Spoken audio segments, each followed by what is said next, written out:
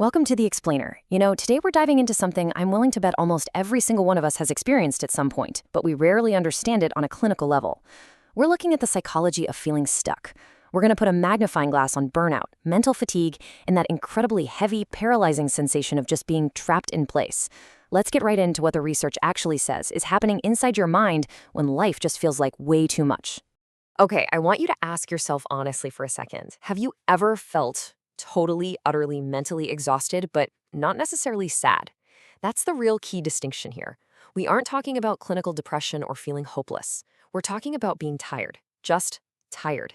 Tired of responsibilities, tired of overthinking, tired of dealing with the exact same problems every single day. And sometimes, let's be real, just deeply tired of existing exactly as your life is right now. Psychology points out that this specific feeling has much deeper roots than just simple physical fatigue. I mean, when your muscles ache, a good night's rest usually cures it, right? But mental exhaustion? That's a whole different, complex beast. You can literally sleep for 10 hours straight and still wake up feeling completely drained. Why? Because your mind is still processing the exact same heavy realities from yesterday. Section 1. The weight of existing and carrying too much. It's kind of fascinating when you think about it. The things driving this massive exhaustion are usually just the things we casually brush off as everyday life. We're talking work demands, family problems, financial pressure, the constant buzz of uncertainty. But here's the thing. Psychology tells us our brains simply aren't designed to stay under that kind of constant stress forever.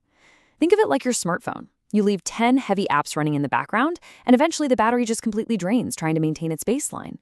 Your mind requires a massive amount of energy to operate in that constant state of high alert. And over time, this constant stress plays out in a really predictable way. It usually starts with months, or honestly even years, of these mental demands just continuing without a pause. Because the brain isn't getting a break, this emotional exhaustion quietly builds up in the background, until finally we hit a critical psychological threshold, where you stop feeling overwhelmed and you just start feeling numb. And that leads us to emotional numbness. This is literally the brain's psychological response when it has carried way too much weight for way too long. It replaces feeling overwhelmed with feeling nothing at all. So if you've ever felt completely detached from your own life, research makes it very clear. This is not a personal failure on your part. Not at all. It's actually a completely predictable, natural defense mechanism to protect you from an absolute overload of stress. Moving right along to Section 2. The psychology of feeling stuck. At the very core of all this is one simple, undeniable truth. Human beings need a sense of progress.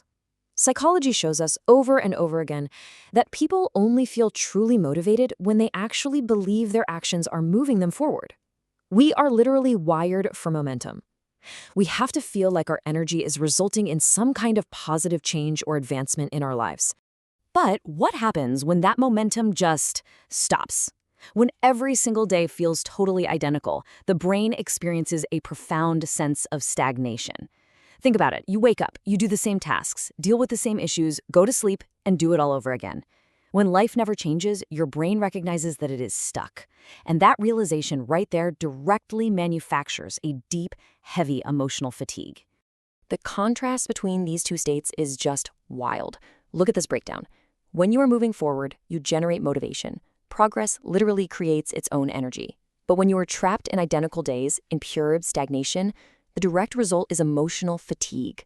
You end up spending massive amounts of cognitive energy just to stay in the exact same place. It's exactly like running on a treadmill and wondering why the scenery hasn't changed. It's exhausting.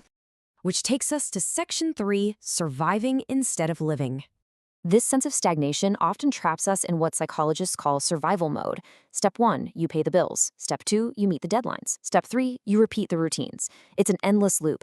And over time, this repeating cycle literally strips the actual experience out of existence. You aren't really experiencing life anymore. You're just managing a never-ending checklist. Life starts feeling like a series of heavy obligations, rather than a series of meaningful experiences. And when you're no longer actively participating in things that bring you joy or fulfillment, well, the simple act of just existing begins to feel like a massive chore. Now, take a look at this because our emotional energy is a finite resource. We really have to look at where it's going. For a lot of us, massive chunks of energy go toward worrying, caring for others, and handling everybody else's problems. And what does that leave? A tiny sliver, maybe 5%, for actually recharging yourself. When you are constantly drained by mere survival and supporting everyone else without ever replenishing yourself, absolute exhaustion isn't just possible, it's inevitable. That brings us to Section 4, the need for meaning. Research consistently shows us that people desperately need a sense of purpose. But here's the kicker. You don't need some grand, world-saving purpose. You really don't. You just need a personal reason to keep moving forward. That personal meaning, that is the underlying engine actually driving your daily motivation. When that engine shuts off and your life disconnects from meaning, the fallout is immediate. Your motivation weakens. Suddenly, totally ordinary responsibilities feel impossibly heavy, like taking out the trash or answering a simple email suddenly feels like moving a mountain. Ultimately, existence itself just feels exhausting. And finally, Section 5, exhaustion is not weakness. Look, if you take absolutely nothing else away from this explainer today, please let it be this. Feeling tired of existing right now does not mean you want to give up. It really doesn't. It simply means you've been carrying way more than your mind was ever meant to carry alone. We absolutely have to stop confusing these two states. This is not a lack of strength. It's not a personal weakness. It is severe psychological exhaustion, because even the absolute strongest people on Earth can reach a point where they break down from carrying too much. Literally everyone has a limit. So what does the exhausted mind actually need? To heal from this stagnation and survival mode, psychology points to 4 specific things. 1, rest, to replenish that very limited emotional energy. 2, change, to finally break that cycle of identical days. 3, meaning, to rebuild your motivation. And 4, support, so your mind isn't carrying the entire weight of existence all by itself. Because ultimately, no mind can keep running forever without eventually needing to recover. Your brain is a biological machine. Just like a car engine, it requires maintenance. If you run it constantly in the red, under chronic stress, and feeling totally stagnant, it will force you to stop by making you completely exhausted. So, knowing the psychology of how your brain responds to feeling stuck, it leaves us with a pretty important question. Will you continue to force your mind to keep running on empty? Or will you finally allow it the rest, change, meaning, and support it so desperately needs to recover? Thank you so much for joining me for this explainer. Keep moving forward, and I'll see you next time.